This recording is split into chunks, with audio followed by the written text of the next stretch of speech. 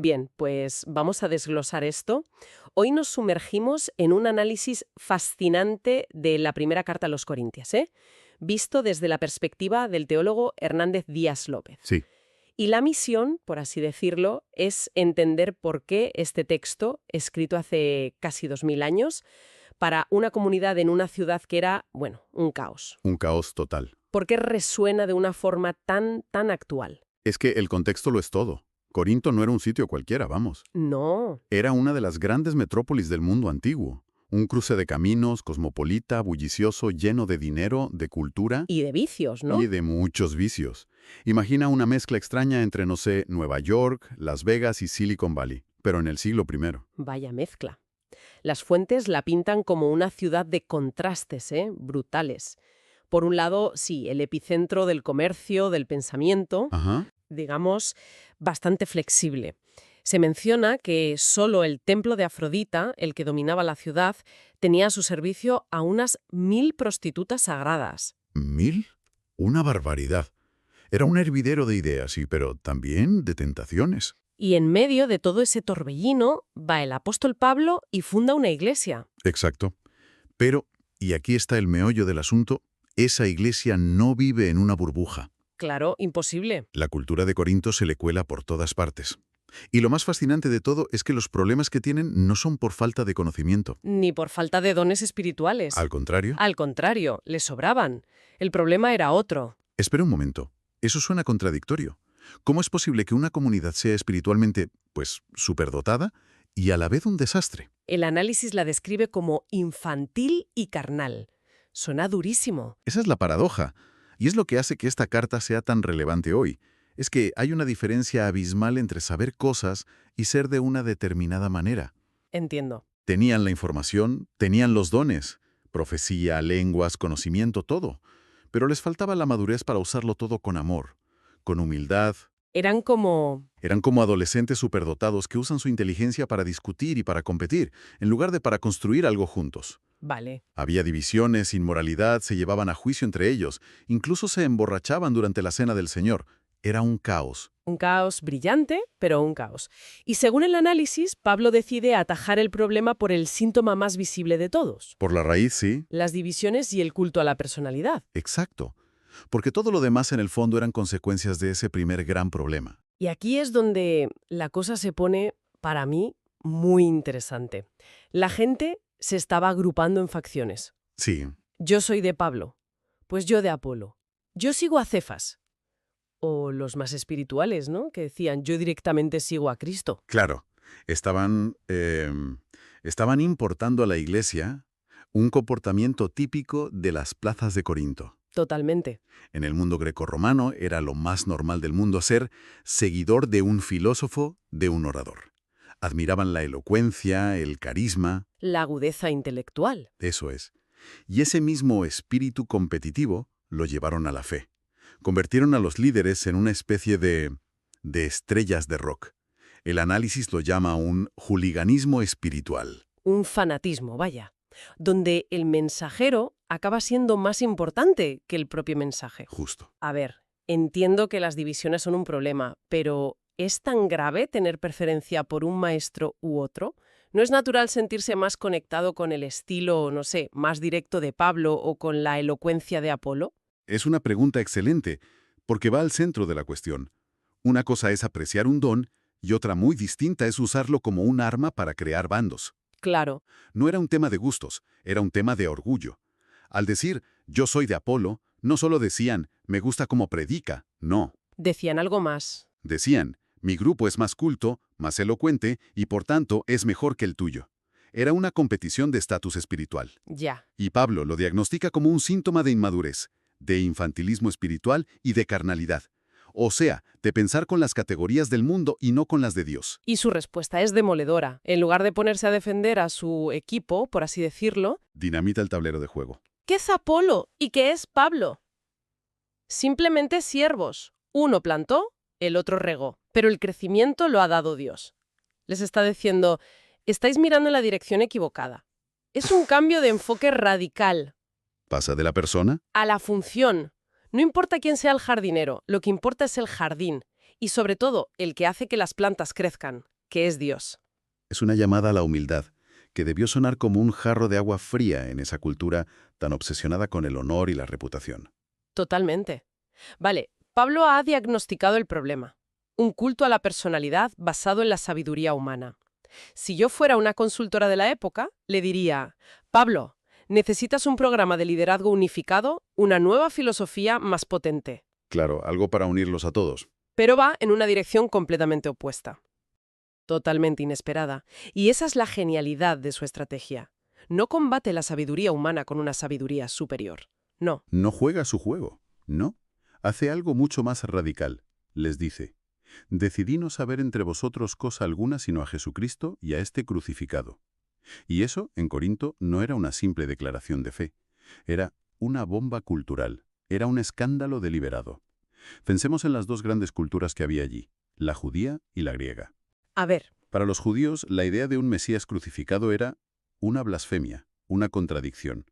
El Mesías tenía que ser un rey, un león, no un cordero llevado al matadero, y ejecutado con la pena de los peores criminales. y para los griegos, que eran los amos de la lógica, de la retórica, la idea de que la salvación del universo dependiera de la muerte humillante de un hombre en una cruz era una soberana estupidez. La palabra que usa Pablo, moría, se traduce literalmente como locura, necedad. Les está diciendo, vuestro sistema de valores, vuestra búsqueda de la sabiduría es inútil para conocer a Dios. Exacto. La solución de Dios es algo que vuestra propia inteligencia calificaría de absurdo. La genialidad de esa estrategia es que al presentar algo que es deliberadamente antisabiduría, anula el juego de estatus. Ya no se puede presumir de ser más listo o más culto. Claro, ¿cómo vas a presumir? Trales la máxima humillación posible. Nadie podía sacar pecho por seguir a un criminal ejecutado. Exacto.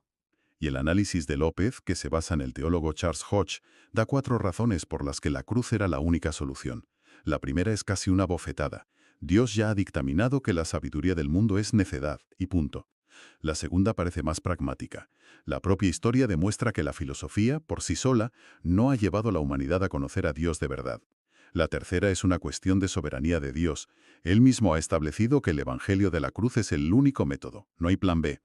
Y la cuarta es la más irónica y personal de todas, ¿no? Sí, va directa a ellos. Mirad vuestra propia comunidad. ¿Cuántos de vosotros erais sabios o poderosos o de familia noble cuando fuisteis llamados? Muy pocos. Es un argumento demoledor. Les está diciendo, vuestra propia existencia como iglesia es la prueba de mi argumento. Claro. Dios no os eligió por vuestro currículum, sino todo lo contrario. Eligió lo necio y lo débil para avergonzar a los que se creen fuertes y sabios. ¿Y el objetivo final de todo esto? Que nadie, absolutamente nadie, pueda jactarse en la presencia de Dios. Toda la gloria es para Él, no para Pablo, ni para Apolo, ni para ningún líder humano. Una vez que ha demolido esa estructura de orgullo, necesita construir una nueva identidad y para eso, en lugar de un manual de reglas, usa una serie de metáforas potentísimas. Sí, para que entiendan qué es realmente la iglesia. Y la primera imagen que usa es la de una familia. Y si la iglesia es una familia, el objetivo principal es la madurez. Claro. Les dice, os di a beber leche y no alimento sólido porque aún no erais capaces. Pero es curioso, porque no les faltaba leche por ignorancia. Ya hemos dicho que les sobraba conocimiento. ¿Qué significa entonces ser un niño espiritual en este contexto? Significa que la madurez espiritual para Pablo no se mide por la cantidad de información que tienes en la cabeza, Sino por... sino por tu capacidad de vivir en amor y en unidad. Ellos eran niños porque, a pesar de todo su saber, seguían con celos, con contiendas, con divisiones. como niños en un patio de colegio. Exacto, peleando por ver quién es el favorito de la profe. La madurez es pasar del yo al nosotros, de la competición a la construcción mutua. Entendido lo de la familia, pero si el problema también es el ego de los líderes, ¿cómo aborda eso?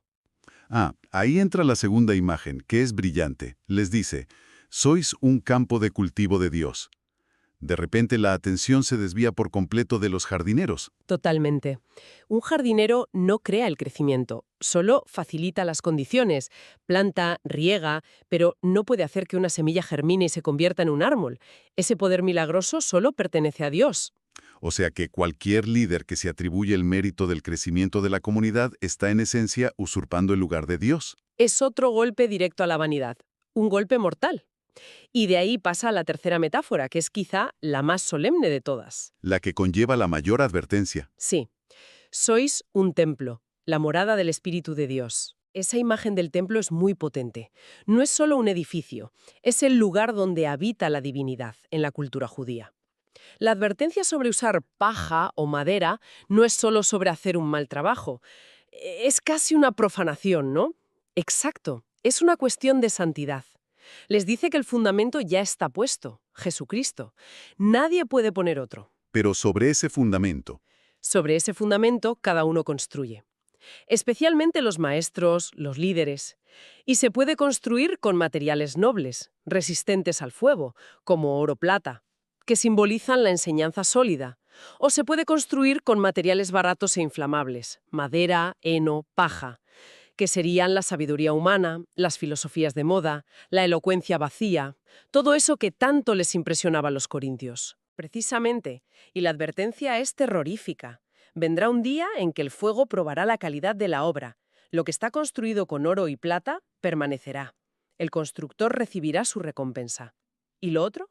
Lo construido con paja y madera será consumido por las llamas. El constructor se salvará, sí, pero como quien pasa por el fuego. Es una advertencia brutal sobre la responsabilidad. Vamos, que lo que enseñas y cómo lideras tiene consecuencias eternas. Exacto. Lo que está en juego no es tu popularidad, es la calidad y la santidad del lugar donde Dios ha decidido vivir. Es increíble cómo va desmontando pieza a pieza la idea del líder celebridad. Y por si no había quedado claro, el análisis señala que remata con otras dos imágenes sobre su propio ministerio que son la antítesis total del estatus. Son dos imágenes que, para un ciudadano del Imperio Romano, eran impactantes por su bajeza. Primera es cuando se describe a sí mismo y a los otros apóstoles como uperetes. Y el texto explica que esto no era un siervo cualquiera, significaba más bien un remador de galeras, de la cubierta inferior. Exactamente, no los marineros de cubierta. Eran los esclavos del último escalafón, a menudo prisioneros condenados, remando encadenados en la sentina del barco, bajo el látigo, hasta morir de agotamiento. Sin nombre, sin rostro, sin futuro. Anónimos y desechables. Eso no es solo humildad, es una imagen de degradación absoluta. Pasar de la figura del filósofo admirado al esclavo anónimo en la oscuridad. ¿Por qué una imagen tan extrema? Para provocar un cortocircuito en su sistema de valores. Les dice, ¿admiráis el estatus, el poder? Pues mirad lo que somos nosotros, la escoria, los últimos de la fila. Y la segunda imagen, aunque menos brutal, es igual de subversiva. Sí, se describe como un oikonomos. Un mayordomo, un despensero, un esclavo, sí, pero de confianza, que administraba los bienes de su señor. esa figura es clave. El mayordomo no es el dueño de la despensa, el dueño es el Señor. Claro. La comida que hay allí dentro, que es la palabra de Dios, no le pertenece. Su trabajo no es inventar recetas nuevas y sofisticadas para impresionar. Su trabajo es simplemente tomar lo que el señor ha puesto en la despensa y servirlo fielmente. No puede añadirle ingredientes, ni quitarle, ni cambiarlo para que guste más. Exacto. La única cualidad que se le exige a un mayordomo no es la creatividad, ni la popularidad, ni el éxito. Es la fidelidad. Fidelidad al señor y al mensaje. Eso es.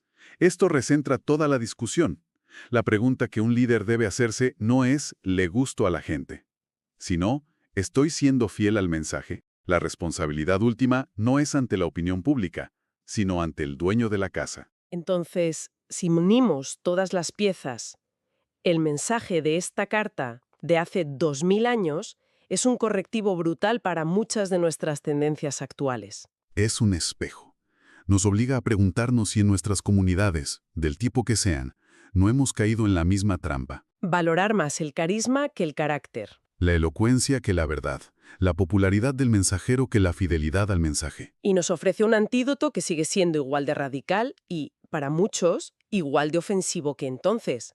Un mensaje centrado no en la autoayuda, sino en la locura de la cruz. Y un modelo de liderazgo que no se basa en el estrellato, sino en el servicio anónimo de un esclavo y la fidelidad de un mayordomo. Es un llamado constante a examinar con qué materiales estamos construyendo. Si estamos usando el oro de la verdad o la paja de las modas y el aplauso fácil. Y esto nos deja con una reflexión final, una tensión que recorre toda la carta.